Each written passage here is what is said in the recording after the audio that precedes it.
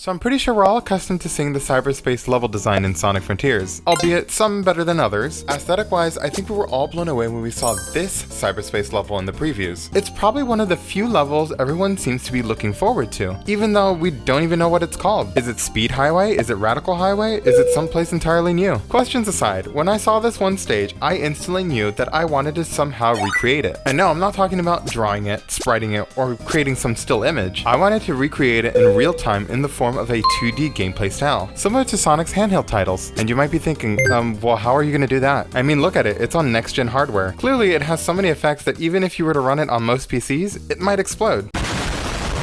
And to that I say, you're wrong. I'm here to prove that I can take this and put it into your busted up laptop you borrowed from your parents when you were a child by using these 3 things.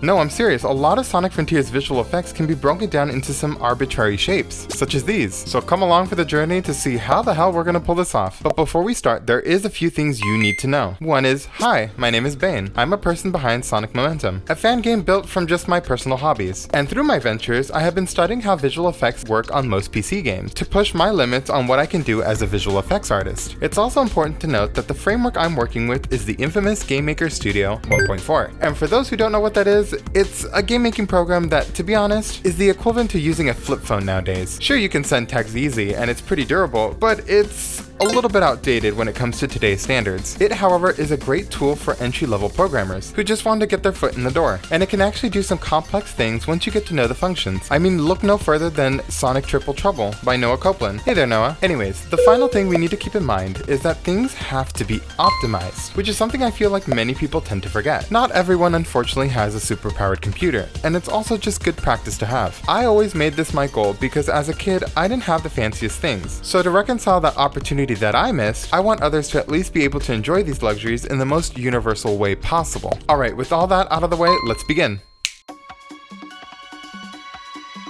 So breaking down this scene, we can see that there are different paths with multiple rays of light moving at different speeds. Now you might be thinking, how is the game able to handle so many of these animations happening on screen? Well, it's all kind of an illusion, and I'm about to break it down to you, so apologies for ruining your perception. I believe the developers are using a technique called UV scrolling, otherwise known as texture scrolling, which is actually used in many well-known titles as a cheap way to recreate some amazing effects. In its basic form, it's a texture that scrolls horizontally or vertically on a plane to give the illusion of animation. Where things start to get complex is that you can start to layer different textures together by multiplying them. You can set them at differentiating speeds or deform it in some way, and you can see it starts to change the texture to look a little bit more unique. I personally stumbled across this method when researching into some of the visual effects for League of Legends. There's some neat little videos that I've provided in the link in the description for anyone who's interested in programming or developing. But anyways, since these are just textures, the workload they bring is extremely minimal and can be reused and tiled together to create multiple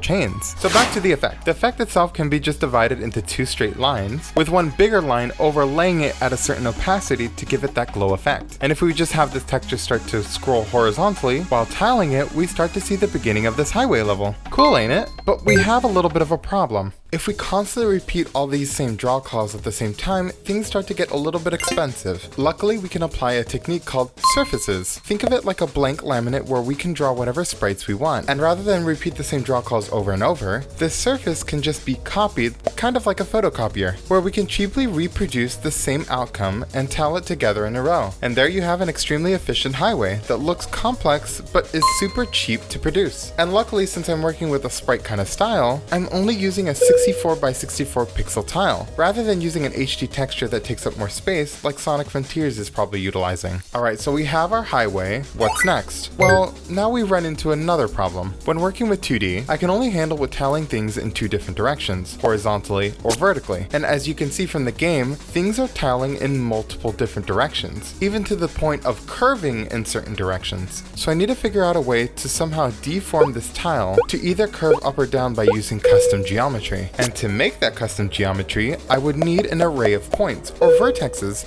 to put together. Think of it like several triangles where you put together to create a certain shape, kind of similar to how you see in 3D wireframe models. However, instead of defining each and every one of those points by hand, I can use GameMaker's built-in function known as paths. It's basically a line vector creator that you can create any custom shape, and then we can feed that predetermined data into our array and make a custom shape. shape. There's a cool video about this that again I can link in the description. Alright, now that I've got the custom shape and the texture applied, here's what we got.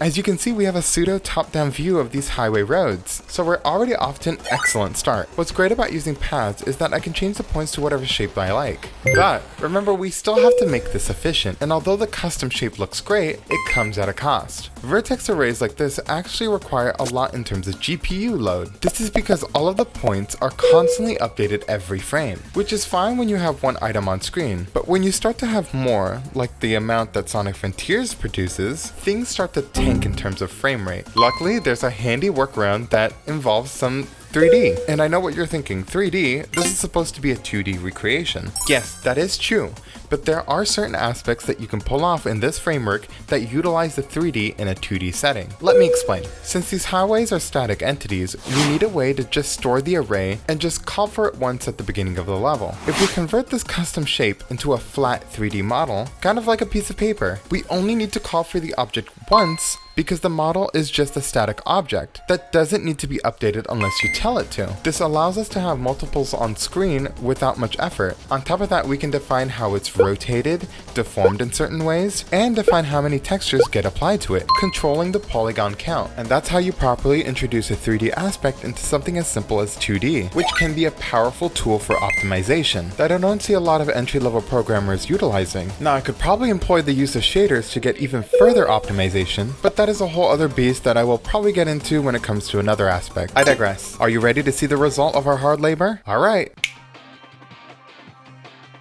As you can see, it kind of resembles Sonic Frontiers already, albeit I did change the lighting to match one of the cyberspace levels for the future stages, seen in one of the leaks. I honestly prefer more of the cooler tones. But anyways, as you can see, there's absolutely no lag. In fact, I'm even running this on one of my older laptops. But wait a minute, what the hell is going on? Oh no. Yeah, I forgot to mention, whenever you tab out of full screen or change the screen in any way, everything just kind of breaks. But why is that? Well, I guess you'll have to stay tuned for part 2. Yeah, I'm making this a two-parter. But before you go, I am more than happy to answer any questions about this in the comments below while we figure this out. I also have an important question for you. Since I've researched countless videos after videos, when attempting to recreate these things, I found out that there's really not a lot of videos covering this kind of stuff. And for the things that are out there, are pretty much just crumbs. So to better create this quality content to any junior developer, programmer, or any viewer curious about getting into game design, I'm thinking of opening up a Patreon for this kind of tutorial-based adventure. So my question, would you guys want that given the scarcity of this kind of content out there? If so, please leave a comment, and maybe we'll even cover things like simplifying Sonic's side loop ability, because I think everyone universally thinks it looks pretty cool. But anyways, subscribe to the channel to keep up with all this momentum. It only takes about 2 seconds for this absolutely free content, and you could always change your mind later. Mr. Bane out.